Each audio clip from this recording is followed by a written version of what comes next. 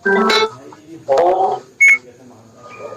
ओम जी आचार्य जी आ रही है, अब आवाज आ रही है। आ रही है आपकी आवाज। जी जी जी जी जी। और लैपटॉप में कोई समस्या थी लगता है, और ये मोबाइल से कनेक्ट किया है। मुझे इसको रीस्टार्ट करा लीजिए, फिर चल जाएगा।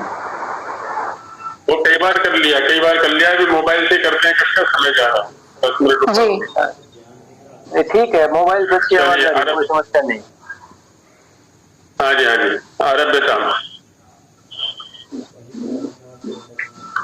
ओम सहना भवतु सहना भुनक्तु सह वीर्यं करवावहै तेजस्विनावधीतमस्तु मा विद्विषावहै। ओम शांति शांति शांति। नमस्ते आचार्य जी। ओम सर्वेभ्यो नमः। यह अस्माभिः वर्णानाम् उच्चारणे कस्य कर्णस्य कुत्र उपयोगः भवति इति विचारः कृतः आसीत्। तो कल जो हमने कर्णों के ऊपर चर्चा की, अनुसंगतः पहले भी स्थानों के साथ में इसकी कुछ कुछ चर्चा होती रही थी। तो कुछ कल के सूत्रों में चर्चा करके फिर आगे बढ़ेंगे। तो एक एक सूत्र तो ले लेते हैं। 45वां सूत्र है जिह्वा मूलेन जिह्व्यानाम इत्यादि। इसको प्रीति जी बताइए, समझाइए थोड़ा सूत्र को।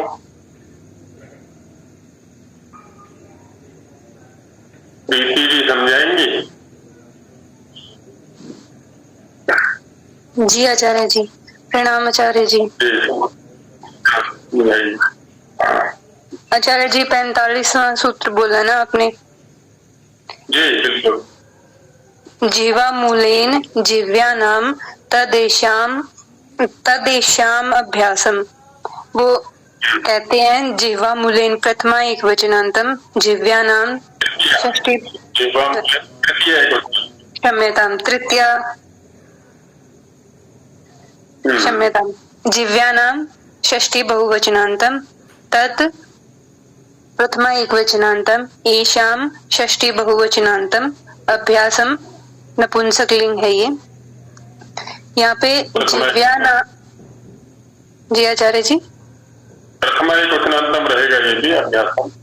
हाँ जी, प्रथमा एक वचनांतम। यहाँ पे षष्ठी तत्पुरुष समास करेंगे। जिव्या नाम मूलम जिव्या मूलेन।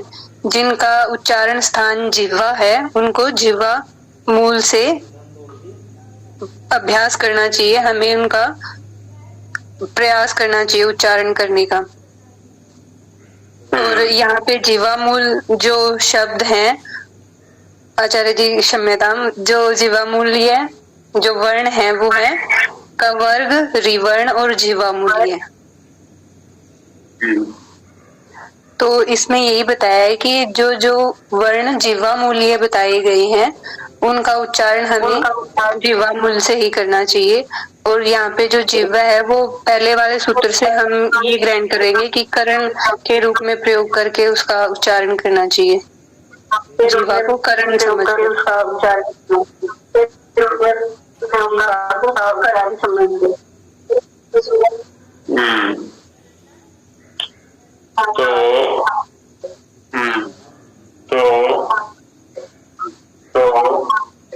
आचार्य जी एक और आईडी से कोई शायद जुड़ा हुआ है या पता नहीं आपने। आचार्य जी के 2 डिवाइस ऑन है, इसके लिए एक का साउंड बंद कर दें तो चलेगा। जी गड़बड़ क्या हो गई, एक बंद करते हैं दोनों बंद हो जाते हैं। ओम ओम जी अभी ठीक है। जी अभी आचार्य ठीक है आचार्य जी। ओम जी आचार्य जी आवाज आ रही है आपकी? हाँ रेखर आ रही है, आवाज आ रही है। ठीक है ठीक है ठीक है।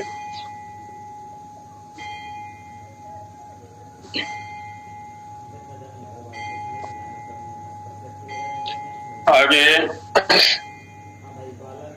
जिह्वाग्राधः कर्णम वा, कन्या गुरुकुल से समझाए कोई? माही के अतिरिक्त, माही नहीं, माही तो प्रतिदिन समझाती है।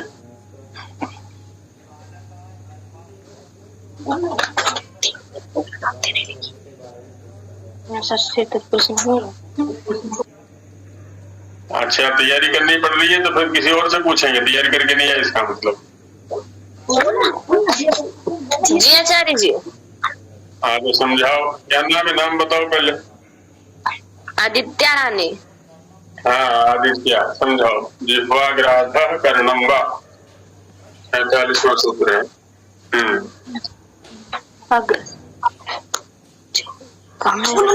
अग्रस्य समीपम उपग्रम अव्ययी भाव समास इसमें है। 45वां सूत्र 45, जिह्वाग्राधः। 47। अब गुरुकुल वाले भी 47 समझेंगे तो दूसरे क्या समझेंगे? तो जिव्यायः अग्रहम, जिव्याग्रहम षष्ठी तत्पुरुष समास। तैयारी नहीं करके आए। जिह्वाग्रहम कहाँ है यहाँ पर? तैयारी नहीं करके, जो तैयारी नहीं करके आए तैयारी करके आओ। तो इधर के लिए से पूछते हैं। खोल दिया। अच्छा ये हाँ जी, इंदू जी है, इंदू जी समझाएंगी। इंदू ज्योति।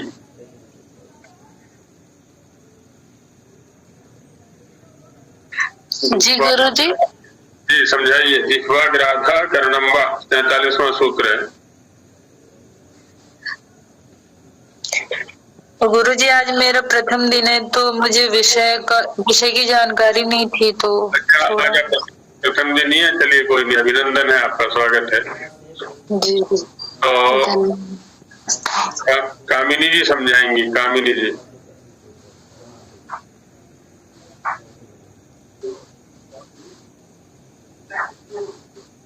हाँ जी कामिनी जी समझाइए।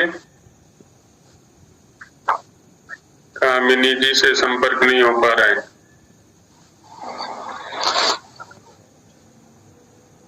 राकेश जी बोलना चाहें, चलिए राकेश जी आप समझाइए, आप आगे सामने। तो ये 47 47 आचार्य जी। जी जी जी 47। हाँ जिह्वाग्राधः कर्णम वा। आचार्य जी जो ऊपर वाले जो सूत्र से ये जुड़ा हुआ है, इसका संबंध है कि ऊपर रहते हैं कि जीवा के ऊपरी अग्र भाग से, और इसका है कि जीवा का जो अग्र भाग है उसके निचले भाग से जो मतलब मूर्धन्य जो वर्ण है उनका उच्चारण उसको जीवा से स्पर्श करके करना चाहिए। जी बहुत सुंदर, बहुत अच्छा अर्थ आपने बताया है। अब आचार्य मैं क्षमा चाहूंगा कि कल मैं उपस्थित नहीं हो पाया। अच्छा कोई बात नहीं।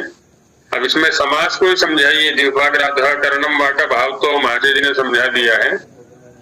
समास कौन, अर्चना जी समझाएंगी? समास क्या है इसमें? जी आचार्य प्रयास करती हूँ।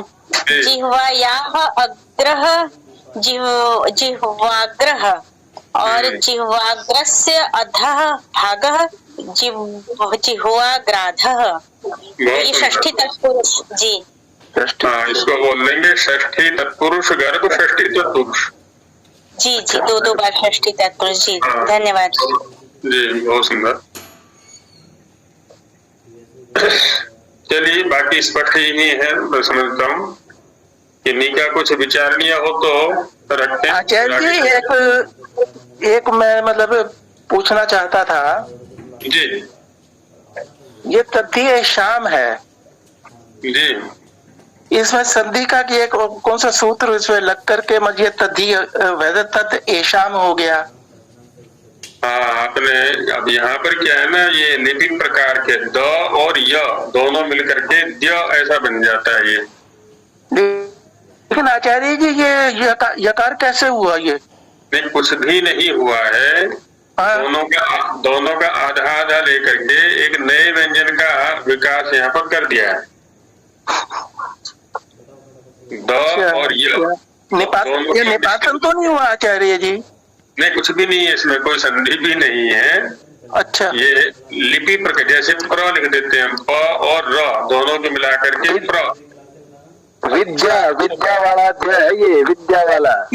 हाँ वो तो समझ रहा हूँ मैं, लेकिन मैं इसमें हुआ कैसे ये कुछ नहीं हुआ इसमें। हाँ, इसमें कुछ भी सांगीतिक प्रयास इसमें कुछ नहीं है। तद में तद हलंत है वहाँ, और आगे ये शाम का यह है, बस द में यह मिला के विद्या में जैसे लिख देते हैं ना संयुक्त वर्ण करके, ये संयुक्त वर्ण है वहाँ। बस बस बस इतना है ये। ठीक संयोग चक्र। जैसे श्र लिखते हैं, है ना, जैसे ऐसे ही दुमा हाँ जी, ऐसे ये देखिए, ऊपर आधा द है, नीचे आधा य है, दोनों का सम्मिलित रूप हो गया द। ठीक है, तो धन्यवाद आचार्य जी। जी, और किन्हीं का कुछ है विचारणीय? कोई संस्कृत में लिख के लाए हो तो वो सुनाए, थोड़ा अपना लिखा हुआ होना चाहिए, लेकिन क्योंकि जो सामने बैठा हुआ है ना, उसको सब पता होता है कि कौन कितने पानी में है, जमीन के अंदर है और कितना जमीन के ऊपर है, इसलिए। और हमसे ज्यादा ईश्वर को पता है, तो अपना परिश्रम किया हुआ जो लिख करके लाए हो, भले ही 2 वाक्य हो 4 वाक्य हो, तो कोई सुनाए। आचार्य जी मैंने लिखा। हाँ बोलो बेटा। जीवया तालव्य मूर्धन्य दंत्यानाम जीवाकरणम यस्य जीवमूल तालु मूर्धा दंता च स्थानम अस्ति तेन उच्चारेण जीवा प्रमुखम साधनम अस्ति यतो हि यह वर्णस्य यत् स्थानं कथितः तस्मिन् जिह्वया तथैव उच्चारणं भवति। जिह्वामूलेन जिह्वायानां तद्येषाभ्यासं वर्णानां जिह्वमूल अर्थात् उच्चारणं स्थानम् अस्ति। तेषां जिह्वमूलीय वर्णानां जिह्वमूलेन स्पृष्ट्वा उच्चारणं करणीयम्।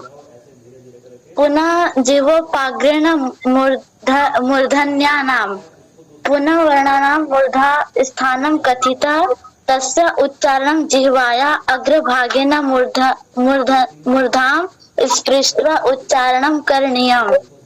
मूर्धानं स्पृष्ट्वा नहीं, मूर्धानं।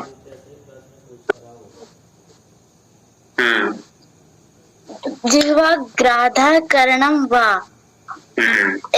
एतस्मिन् उच्चारणे एतत् अस्ति यत् जिह्वाग्रस्य अर्धभागेन मूर्धानां स्पृष्ट्वा उच्चारणं करणीयम्। अर्ध कहाँ है यहाँ पर? अर्धा कुतः नीता? जिह्वाया अर्धभागेन, जिह्वाया अग्रस्य अधोभागेन। अग्रभाग। अग्रस्य अधोभागेन, अग्राधः जिह्वाया अग्रस्य अधोभागेन। जिह्वाग्रेण दन्त्यानां यस्य उच्चारणे जिह्वायाः अग्रभागेन दन्त्यान् स्पृष्ट्वा एव उच्चारणं करणीयम्। चलो, बहुत सुंदर, बहुत अच्छा। संगीत जी कुछ कहना चाह रही है? धन्यवाद आचार्य जी। जी आचार्य जी, मैंने भी 3-4 वाक्य लिखे हैं आचार्य जी। श्रावयन्तु, स्वागतम। यतः देवनागरी वर्णानाम् उच्चारणे बहु दोषाः सन्ति तत महर्षि दयानंद सरस्वती इदं प्रकरण लिलेख।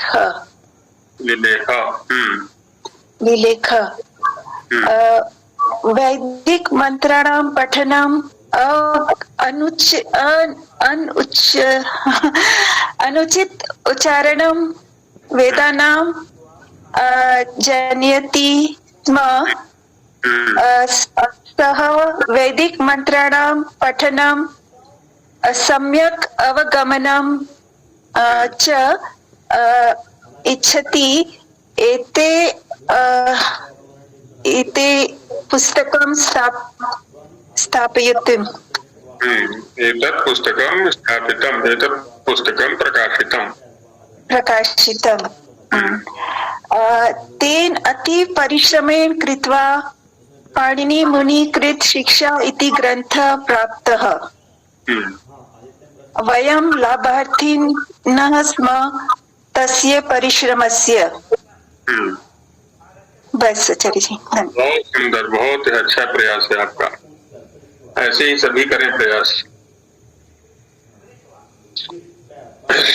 चलिए आगे बढ़ा जाए। आज ये प्रीति जी कुछ बोलना चाह रही है। जी आचार्य जी। जी आचार्य जी, ये जो 47वां सूत्र है, इसमें जिह्वा ग्राध करणम वा, यहाँ पे जो वा अव्यय पद है, ये विकल्प से इसका अर्थ लिया जाएगा? नहीं, पीछे कह दिया इन्होंने जिह्वोपाग्रेण मूर्धन्यानाम, तो उसी के हाँ विकल्प भी ले सकते हैं, संयोजक भी ले सकते हैं। हम ये भी कह सकते हैं कि जिह्वाग्राध कर्णम च, माने जिह्वोपाग्र से तो उच्चारण होता ही है, जिह्वा के अग्रभाग से भी इसका उच्चारण होता है। अब च में थोड़ा सा संदेह हो जाता है कि क्या दोनों का सम्मिश्रित प्रयास है ये, तो दोनों का पृथक पृथक अस्तित्व है। माने जिह्वोपाग्र से भी कर सकते हैं, जिह्वाग्राध से भी कर सकते हैं, वैकल्पिक रख सकते हैं इसको विकल्पार्थ, क्योंकि दो करण हो गए हैं पर इसके। तो ओम आचार्य फिर अभ्यास की बात होगी फिर ये तो। हाँ, इस पर पहले भी चर्चा की गई है। अच्छा। वो देश भेद, प्रांत भेद, आचार्य भेद, अभ्यास भेद, कई कारण होते हैं इसमें। जी जी जी। आचार्य जी, बा का अर्थ क्या होगा? बा माने विकल्प, ये अथवा ये। क्या बोलते हैं अंग्रेजी वाले? अल्टरनेट बोलते हैं। ऑप्शन नहीं, ऑप्शन हाँ, ये ऑप्शन भी है। ऑप्शन बोल सकते हैं, ठीक, ऑप्शन है जी। आचार्य जी, और इससे आगे जो ये 48वां सूत्र है, इसमें जिव्या अग्रेण दंत्यानाम, इसकी जब हिंदी पढ़ी मैंने, उसमें ये लिखा हुआ था कि जो दंत्य जो वर्ण है उनका धातु से स्पर्श करवा कर ही उच्चारण करना चाहिए। तो वहां पे धातु दंत मूल्य से जाके स्पर्श होती है, जीवा धातु से तो नहीं हो रही। सर आचार्य जी, वो तो मेरे को समझ में आ गया कि कैसे है, वो अभ्यास का कार्य है, लेकिन इस सूत्र के अकॉर्डिंग देखना पड़ेगा या पहले आपने बताया वैसे ही ठीक है? हाँ, तो उसमें अब जैसा ये सिद्धांत सूत्र बता रहा है उसके अनुसार तो जिह्वा को ऊपर के दांतों के समीप या उनसे स्पर्श करा करके दंत्य वर्णों का उच्चारण होना चाहिए। त, द, ध, न। हमारा जो अभ्यास है, जैसा आप कह रही हैं कि दंत मूल में जिह्वा जाती है, त, थ, द, ध, न। जहाँ आगे के दांतों के नीचे मसूड़े हैं, मांसल भाग है, वहां स्पर्श हो रहा है, तो हमारा अभ्यास दंत मूल का हो गया। सिद्धांत कहता है कि उनका उच्चारण दंत से होना चाहिए, माने जिह्वा का स्पर्श दंत पर होना चाहिए।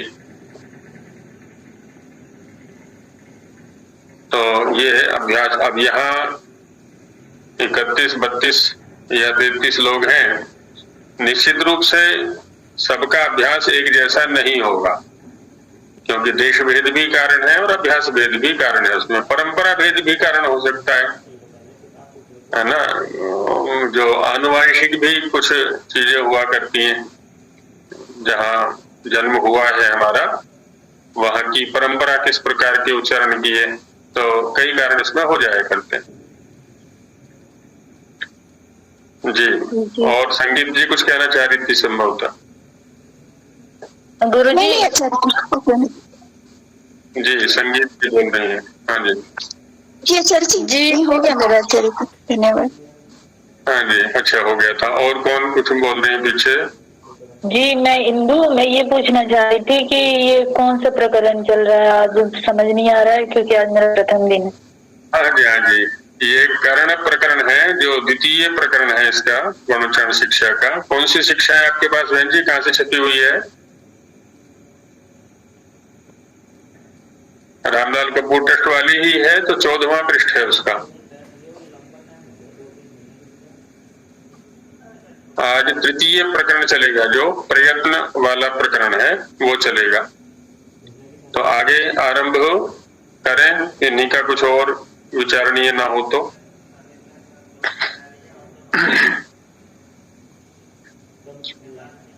अथ तृतीयम प्रकरणम, अब तीसरा प्रकरण जो कि प्रयत्न प्रकरण है।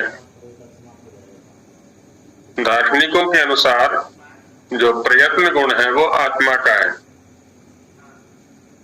न्याय दर्शन यदि किन्होंने पढ़ा हो तो आत्मा के जो लक्षण वहां गिनाए हुए हैं, इच्छा, द्वेष, प्रयत्न, सुख, दुख, ज्ञान, इतने गुण वहां बताए गए हैं, लिंग लक्षण बताए गए हैं आत्मा के। तो उसमें प्रयत्न भी पढ़ा हुआ है। अब होता क्या है कि प्रयत्न आत्मा के स्तर पर हो रहा है, लेकिन उसका जो प्रकटीकरण है वो इंद्रियों के स्तर पर होता है। जैसे आजकल हम ये लैपटॉप आदि उपकरण चलाते हैं, इसमें क्रियाएं सारी अंदर हार्ड डिस्क के अंदर होती हैं, और उनका जो प्रदर्शन है वह स्क्रीन पर होता है उसके। चाहे एंड्रॉइड मोबाइल ले लें, चाहे लैपटॉप या और जो भी आधुनिक उपकरण चल रहे हैं, तो यही स्थिति यहाँ पर भी है। रोग के प्रसंग में भी ये होता है। रोग अंदर होता है हमारे धातुओं के अंदर, लेकिन उसका प्रकटीकरण शरीर के ऊपर होता है। चाहे वो ज्वर है, चाहे खांसी है, जुकाम है, या और जो भी है, उनका जो मूल है, आधार है, वो अंदर धातुओं में विषमता, ये मूल कारण है। तो रोग वहां है और उसका प्रकटीकरण शरीर पर होता है। तो ऐसे यहाँ पर भी प्रयत्न आत्मा के स्तर पर है, उसका प्रकटीकरण इंद्रियों के स्तर पर होता है। अब यहाँ जो प्रयत्न की चर्चा की जा रही है, हमने स्थान का परिचय लिया और कर्ण का भी परिचय लिया। वर्णों के स्वरूप को भी देखा, वर्णों को उच्चारण करके भी यथासंभव देखा गया। उसमें हमने देखा किसी वर्ण के उच्चारण में या किन्हीं वर्णों के उच्चारण में तो जो कर्ण है, मुख्य रूप से जिह्वा है, अधरोष्ठ है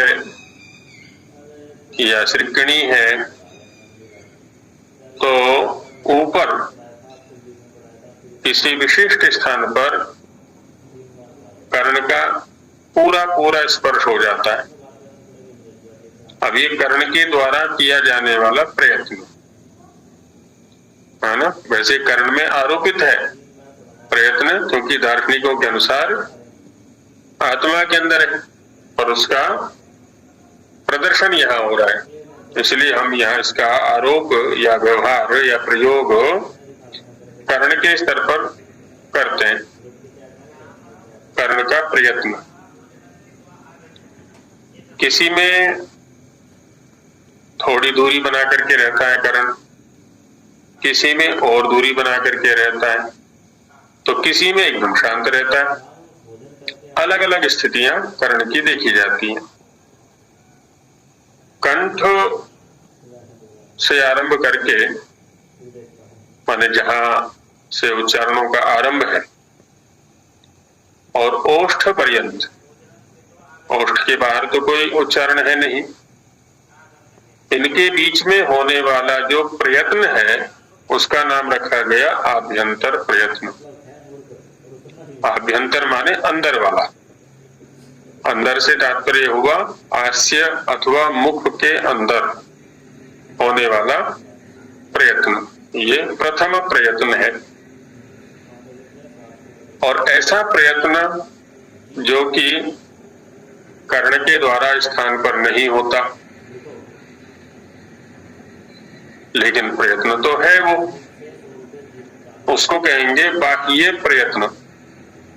वो कंठ के नीचे से आएगा या ओठ के बाहर। अभी जो प्रकरण इसके बाद आएगा चतुर्थ प्रकरण, वो उसमें देखा जाएगा। तो अभी आभ्यंतर प्रयत्न को पहले देखते हैं तृतीय प्रकरण के अंतर्गत। तो इसमें 50वां सूत्र है जो कि इस प्रकरण का प्रथम सूत्र है।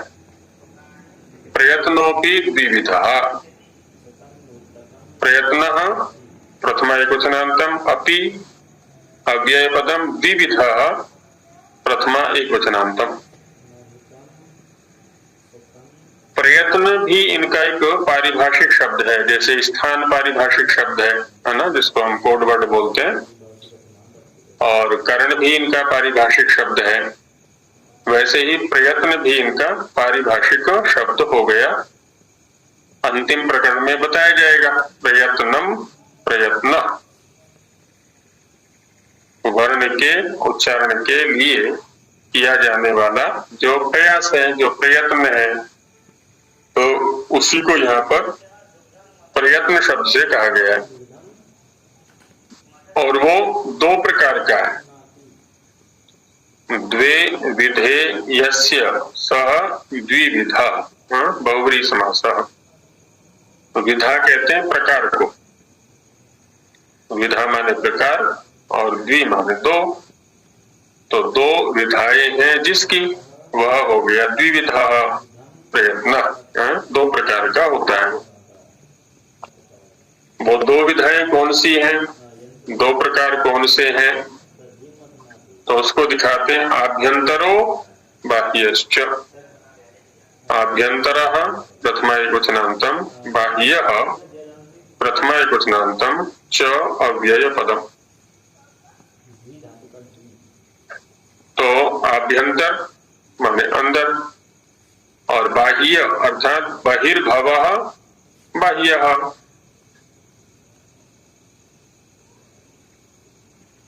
बाहर होने वाला।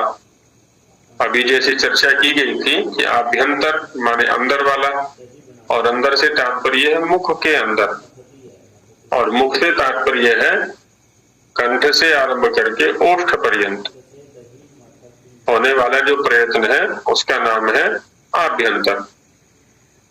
और बाहर वैसे तो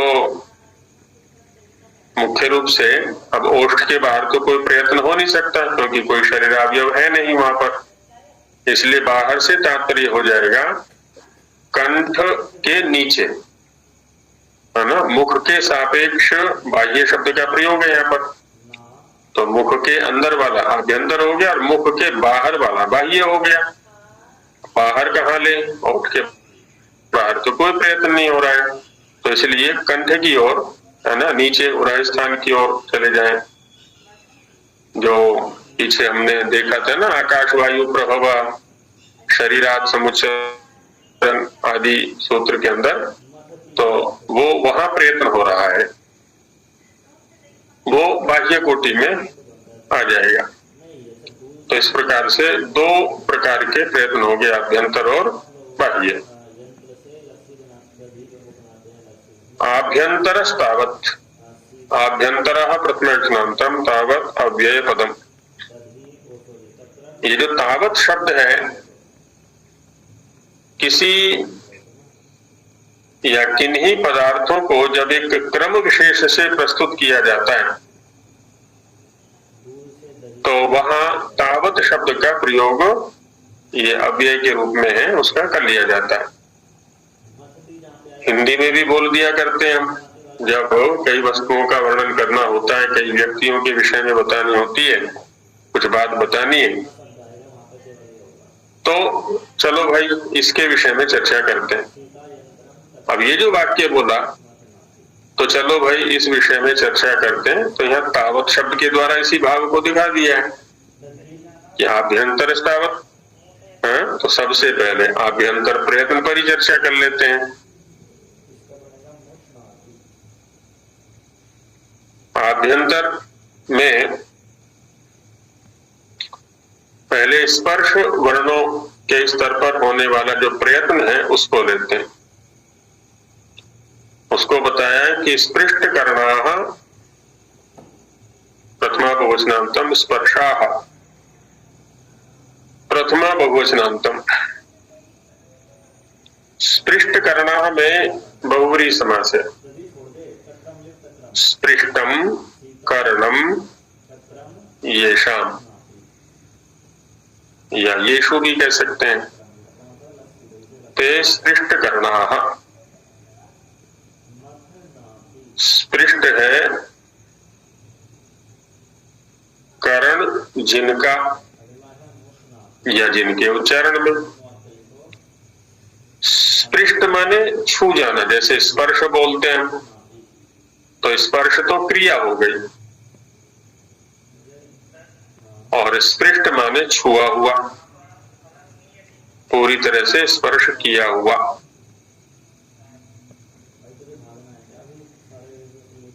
करण जो जिह्वा आदि है, वह स्थान पर पूरी तरह से स्पृष्ट हो जाता है, छू जाता है जिन वर्णों के उच्चारण में, उनका नाम क्या है? स्पर्शाः। स्पर्श संज्ञा को एक अन्य सूत्र के द्वारा भी दिखाया गया था, वहां पर स्वरूपात्मक दृष्टि से कितने और कौन से वर्ण स्पर्श कहलाते हैं, तो वहां कहा गया था कादयो मावसानाः स्पर्शाः। कादयः, क आदिर्य शांते कादयः, क है आदि में जिनके, और म अवसाने ये शाम ते मावसाना। अवसान माने अंत, म है अंत में जिनके, उनका नाम है स्पर्शाः। स्पर्श क से लेकर के म पर्यंत, तो पांचों वर्ग के जो 25 वर्ण हैं वो इनमें आ जाते हैं। अब इनमें हम देख सकते हैं स्थान और प्रयत्न की चर्चा पहले आ चुकी है। चाहे कंठ्य हो, चाहे तालव्य हो, मूर्धन्य हो, ओष्ठ्य हो, दंत्य हो, सभी में करण पूरी तरह से स्पष्ट होता है,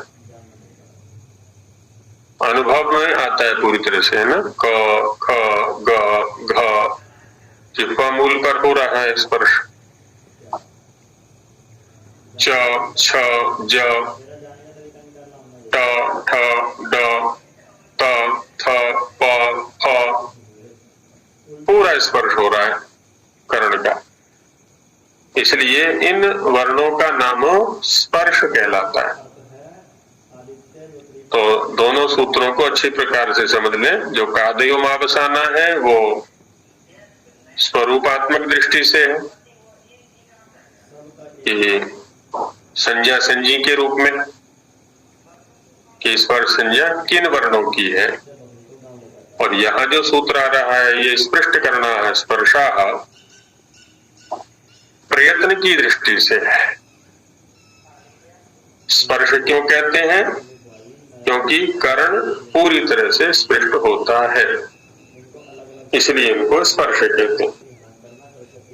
वहां एक तरह से रूढ़ी संज्ञा कहलाएगी उस सूत्र पर, उस सूत्र के स्तर पर रूढ़ी संज्ञा कहलाएगी कादयो मावसाना पर, और यहाँ यौगिक संज्ञा कहलाएगी, अनवर्थिनी संज्ञा कहलाएगी। कामिनी जी कुछ कहना चाह रही हैं? जी बहन जी। नमो नमः आचार्य जी। जी अच्छा जी, जो स्पर्श बोला है, तो यहाँ पे स्पर्श उन कैसे मैं पर्यंत है, तो ये करण मतलब छूना चाहिए इन वर्णों को, यहाँ पे ये तात्पर्य है यहाँ पे करण के द्वारा स्थान पर स्पर्श। अब जैसे प बोलिए प, अब प में क्या है ना, अधरोष्ठ करण बन रहा है, ऊपर जो स्थान बन रहा है, तो नीचे वाला जो ओठ है वो ऊपर वाले ओठ में पूरी तरह से स्पर्श कर रहा है। ऐसे ट बोलेंगे आप, च बोलेंगे, क बोलेंगे, त बोलेंगे, तो जिह्वा के अलग अलग जो भाग हैं वो स्थान पर पूरी तरह से स्पर्श कर रहे हैं। जी बहन जी, हो गया स्पष्ट? नहीं, यहाँ पे करण जीवा को बोला है, लेकिन जैसे आपने बताया प फ, इसमें जीवा तो करण नहीं माना, इसमें तो ओष्ठ हो गए ना, मतलब ओष्ठों का ही उच्चारण हुआ ना, प फ ऊर्ध्वानी माना। तो करण जीवा को बोला तो सेपरेट जीवा को होना चाहिए ना, छूना हुआ तो थोड़ा एक बार फिर से स्पष्ट करना आचार्य। जब करण की चर्चा की जा रही थी तो वहां पर बताया गया था, एक होता है मल्लग्राम न्याय। मल्लग्राम न्याय, जैसे हम में से कोई पूछे आपस में कि आप जिस गांव में रहते हैं वो किन लोगों का गांव है, माने किसी जाति या वर्ण का नाम लिया जाता है प्रायः, तो संस्कृत में है मल्लग्राम न्याय कि वह गांव पहलवानों का है। अब ऐसा तो नहीं है ना जी सारे के सारे पहलवान ही हैं उस गांव में, दूसरे लोग भी रहते हैं। तो ठीक वैसे ही माने प्रधान से व्यपदेश हुआ करता है, व्यवहार जो होता है वो सदा प्रधान से होता है। स्वामी ओमानंद जी महाराज थे गुरुकुल झज्जर के संचालक, बड़े क्रांतिकारी थे। जब वो चला करते थे तो उनके साथ में 4-5 ब्रह्मचारी रहा करते थे। गाड़ी थी, तो जब वो आते थे तो हमें सूचना मिला करती थी कि आज स्वामी जी आने वाले हैं। स्वामी जी आने वाले हैं माने उनके लिए भोजन की तैयारी की जाए। तो स्वामी जी आने वाले हैं का मतलब है 6 व्यक्ति आने वाले, लेकिन व्यवहार जो होता है वो स्वामी जी का होता है, वहां पर प्रधान का, मुख्य का। ऐसे ही किसका गांव है तो पहलवानों का गांव है। तो चूंकि वर्णों के उच्चारण में जिह्वा की प्रधान भूमिका है, जिह्वा का मूल भी कर्ण है, मध्य भी कर्ण है, उपाग्र, अग्र, अग्राध प्रधान भूमिका है। तो जब कर्ण की चर्चा की जाती है तो प्रायः जिह्वा का नाम लिया जाता है, लेकिन इसका मतलब ये नहीं है कि जिह्वा ही कर्ण है, अन्य कर्ण नहीं है। अब जब जिन वर्णों का कंठ से उच्चारण हो रहा है तो वहां पर कंठ ही कर्ण भी है, स्थान भी कंठ है और कर्ण भी कंठ है।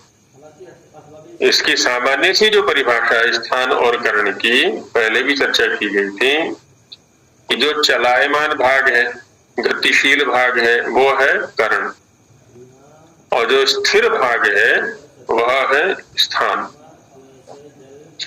कंठबिल में भी जो आगे वाला भाग है वो गति करता है, पीछे वाला स्थिर रहता है। ऊपर चलते हैं हम जबड़े में, नीचे वाला जबड़ा गतिशील है, ऊपर वाला जबड़ा स्थिर है।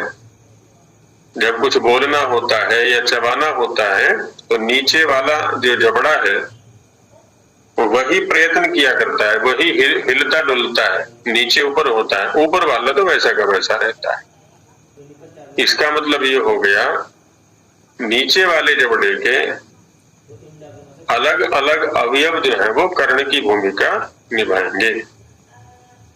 तो ओष्ठ भी उसमें कर्ण के रूप में आ गया, श्रीकणी भी कर्ण के रूप में है, जिह्वा तो है ही, उसके अनेक अवयव, और कंठ भित्ति, कंठ की जो दीवार है आगे वाली चलायमान, वो भी कर्ण की भूमिका में रहेगी। तो जब कर्ण की चर्चा की जाएगी तो ये सब भी उसमें आ जाए। धन्यवाद आचार्य। व्यपदेश माने व्यवहार जो प्रधान से हो जाता है, मुख्य से हो जाता है, तो जिह्वा को ले लेते हैं, जिह्वा को आगे कर ले लेते हैं, ऐसा है।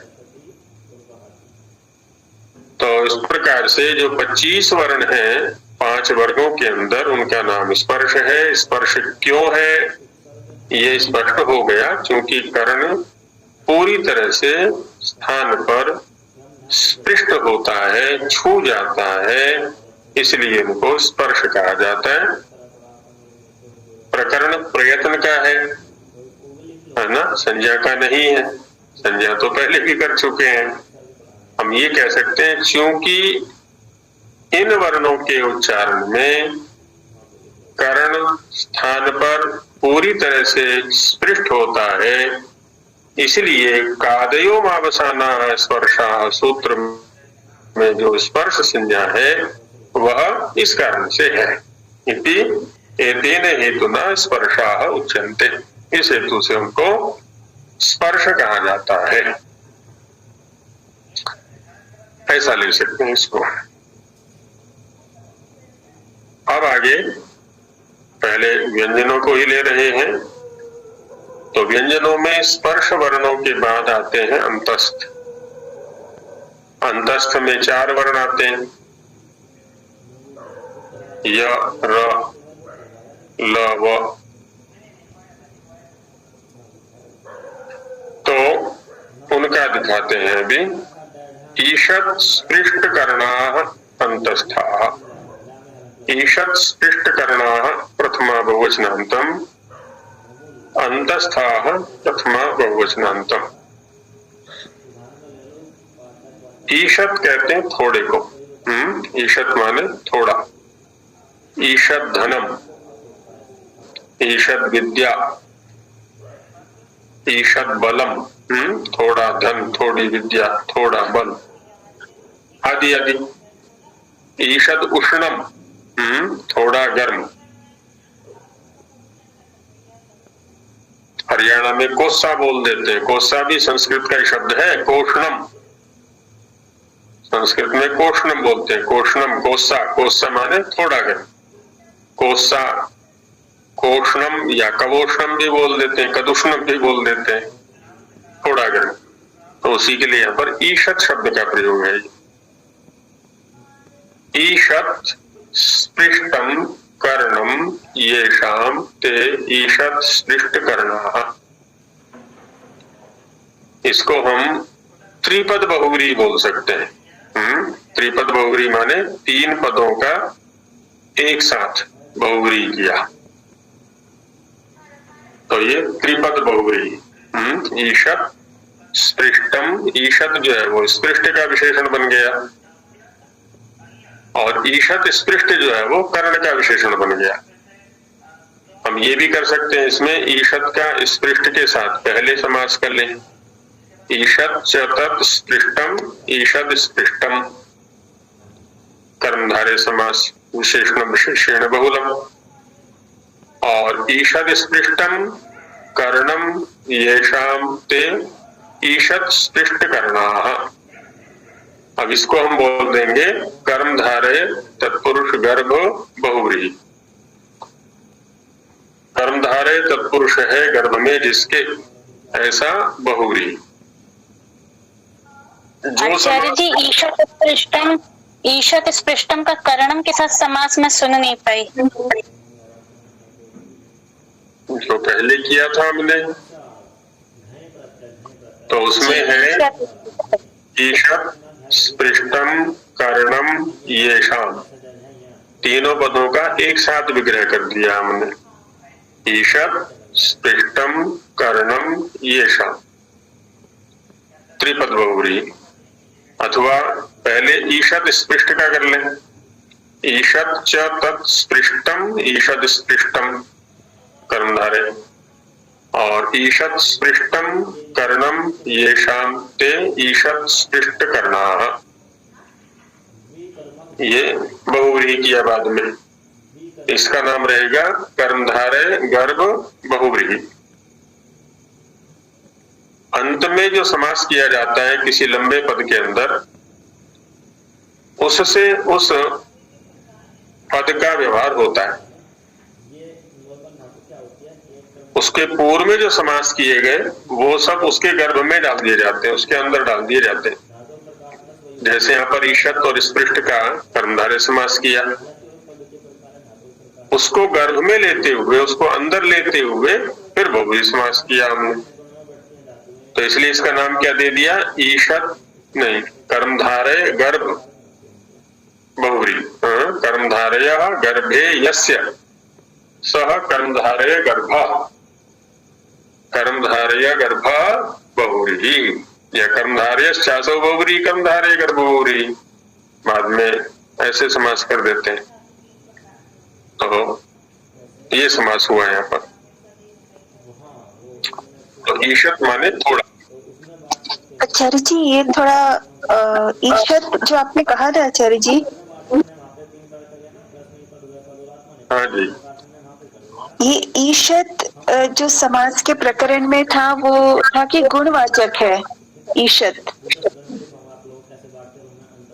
किस सूत्र के प्रसंग में आप बोल रही हैं? आचार्य जी तत्पुरुष में ईषत् अकृता ऐसे करके एक सूत्र आया था। ठीक बात है, ईषत् अकृता, वहां पर भी यही अर्थ है, वहां पर भी यही अर्थ है इसका। तो वो तत्पुरुष कह रहा था कि गुणवाचक होगा और तत्पुरुष होगा। बिल्कुल, हमने भी यही किया है। ईषत् च तत्स्पृष्टम, ईषत् स्पृष्टम तत्पुरुष समास है ये, और ईषत् यहाँ पर गुणवाची है ये। और आचार्य जी यहाँ पे करना है, करना जो होगा ये तो तृतीय विभक्ति में होगा। नहीं बहन जी, प्रथमा बहुवचन। अच्छा, ये बहुवचन है कर, हाँ। तो फिर इसमें तेषाम हम लगाएंगे क्या आचार्य जी? जब प्रथमा में है तो लगाया था, हमने लगाया था, ईषत् स्पृष्टम कर्णम येषाम ते। ईषत् स्पृष्ट है कर्ण जिन वर्णों का, ऐसे वर्ण ईषत् स्पृष्ट करना। जी जी। तो इसमें आचार्य जी कर्मधारय तो नहीं आएगा ना? आपने कर्मधारय कहा था, ईषत् च तत् स्पृष्ट ऐसे। ईषत् अकृता का उदाहरण क्या है? उदाहरण बोलिए, है ध्यान कुछ? ईषत् जैसे थोड़ा पीला थोड़ा लाल, ऐसे मुझे स्मरण है आचार्य जी का। देता हूँ आपको, ईषत् कडारः, ईषत् पिंगलः, ये उदाहरण थे वहां पर। हाँ, ईषत् पिंगलः। तो ईषत् क्या विग्रह किया था बोलिए? हाँ जी जी। तो इसमें तत्पुरुष कहा था उन्होंने, ये कर्मधारय कैसे आ गया आचार्य जी? कर्मधारय भी तत्पुरुष ही, तत्पुरुष का ही एक भेद है। आपने तो अनुसार समास पढ़े थे। हाँ जी जी जी जी। एक सूत्र है तत्पुरुषः, द्वितीय अध्याय के प्रथम पाद में तत्पुरुषः द्विगुश्च। तो तत्पुरुषः यहाँ से आरंभ करके और शेषो बहुव्रीहि से पहले पहले तत्पुरुष का अधिकार है। जी जी, धन्यवाद आचार्य जी, स्पष्ट हो गया। थोड़ा सा मैं उसमें हो गई थी। तो वहाँ जितने भी समास है वो सब तत्पुरुष कहलाएंगे। तो ये है। तो अंतस्थ वर्णों के विषय में यहाँ बताया गया कि इनके लिए करण, अब देखिए करण शब्द का सीधा सीधा प्रयोग कर रहे हैं यहाँ पर ये, क्योंकि कर्ण के द्वारा ही प्रयत्न स्थान पर किया जा रहा है। तो जैसे पहले स्पर्श वर्णों में तो पूरी तरह से स्पर्श हो रहा था स्थान पर कर्ण का, लेकिन यहाँ पर भी स्पर्श तो होगा, लेकिन ईषत् होगा थोड़ा। हाँ आचार्य जी, जो मेरी दुविधा थी ना वो ये थी कि अकर्ता है ना, तो स्पृष्ट हम अकर्ता कहेंगे कि नहीं, ये थोड़ा सा मेरे दिमाग में चल रहा था। बहन जी वहां पर अकर्ता नहीं है, अकृता है। अकृता, अकृता, जी। अकृता से तात्पर्य है कि कृदंत नहीं होना चाहिए, ऐसा वहां पर कहा गया है। ईशत अकृत। और बाद में फिर उस सूत्र का व्याख्यान करते हुए आचार्यों ने कहा हुआ ईशत गुण वचने न, ईशत शब्द का गुण वचन के साथ में समास होता है और वो तत्पुरुष संज्ञक होता है ना। अकृता के स्थान पर गुण वचने न ऐसा व्याख्यान किया आचार्यों। तो यहाँ पर जो स्पृष्ट जो है आचार्य जी, ये अकृत में नहीं आएगा ना, गुणवचन हो गया। मैंने कहा ना अकृत के साथ साथ गुणवचन भी वहां पर रखा हुआ है। जी जी। हाँ, स्पर्श गुण को बताने वाला ये शब्द हो गया। तो धन्यवाद। थोड़ा स्पर्श करने वाला, थोड़ा। आचार्य जी, करना शब्द द्विलिंगी है। कैसे संशय हुआ ये बताइए। ये यहाँ पे सूत्र में दिया हुआ है स्पृष्ट करना है, यहाँ पर पुल्लिंग में है, और जो आपने समास विग्रह किया है स्पृष्टम कर्णम, यहाँ पे नपुंसक लिंग में बना दिए। समासों का अभ्यास किया है आपने थोड़ा बहुत? नहीं। हाँ, कर्ण शब्द नपुंसक लिंग है। जब वो बहुव्रीहि समास में गया तो बहुव्रीहि समास में क्या होता है, अन्य पदार्थ के अनुसार लिंग वचन हुआ करते, और अन्य पदार्थ है यहाँ पर अंतस्था विशेष्य, तो विशेष्य के अनुसार लिंग वचन होंगे। अब जो यहाँ कर्ण शब्द है वो चूंकि बहुव्रीहि समास का अवयव बन चुका है, और बहुव्रीहि समास यहाँ पर अंतस्था को कह रहा है, पुल्लिंग को कह रहा है, इसलिए यहाँ जो लिंग होगा वो कर्ण शब्द के अनुसार नहीं होगा, अपितु समास के अनुसार होगा। और बहुव्रीहि यहाँ पर पुल्लिंग को कह रहा है, इसलिए पुल्लिंग हो जाएगा। हुआ स्पष्ट? माही ने पूछा था, किसने पूछा था? जी मैंने, प्राची। हो गया स्पष्ट। हाँ, और भी शब्द आ रहे हैं आगे, उनमें और स्पष्ट हो जाएगा। समासों को देखते रहना है, शंका कोई भी मन में नहीं रखनी है। किसी दिन पाठ न चले, केवल शंकाओं में ही जाए पूरा समय तो कोई समस्या नहीं है, लेकिन शंका मन में नहीं रहनी चाहिए, संकोच ना करें पूछने में। तो अंतस्थ वर्णों का उच्चारण करके देखें आप। अब देखिए इचु यशार्थ तालव्या, जहां से चवर्ग का उच्चारण होता है तो, और जिस कर्ण से होता है उसी कर्ण से उसी स्थान पर यह का उच्चारण होगा। इतना है कि चवर्ग के उच्चारण में तो कर्ण पूरा स्पर्श कर रहा है, लेकिन य के उच्चारण में पूरा स्पर्श नहीं है। य उधर जाएगा, उधर प्रयत्न करेगा, बहुत हल्का सा, है ना, जैसे वायु सा स्पर्श हो जाए। य बहुत हल्का सा स्पर्श है, पूरी दूरी भी नहीं है, हल्का स्पर्श है। ऐसे ही व ओष्ठ का उच्चारण, एक तो है ब, प, फ, ब, और एक है व। चाहे श्रीकणी से बोले चाहे ओष्ठ से बोले, दोनों में हल्का स्पर्श है। व है ना, बहुत हल्का स्पर्श है। य र, ऐसे ट बोले, ट र ट र, जब स्पृष्ट या स्पर्श वर्ण के सापेक्ष बोल करके देखेंगे तो एकदम स्पष्टता हो जाती है। ल है ना, इधर क्या था हमारा, त एकदम सट जाता है। ल त की अपेक्षा कम है ल। तो ये अंतस्थ वर्ण है। तो स्पर्श वर्णों में कर्ण का स्पर्श पूरी तरह से होता है, अंतस्थ वर्णों में ईषद